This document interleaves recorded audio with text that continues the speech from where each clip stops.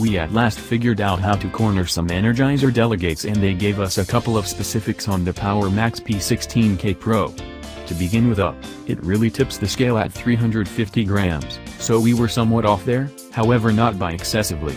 Charging is finished utilizing the USB power delivery standard, and the battery can, evidently, be finished off in an hour and a half. Far less perfect, nonetheless, is the news that the telephone can't be utilized as a power bank to charge different gadgets. On the off chance that you are not comfortable with Energizer's versatile portfolio and the organization name isn't sufficiently engaging, the brand practices fundamentally in rough and high battery limit gadgets. The recently reported Power Max P16K Pro, be that as it may, takes the fight with battery continuance.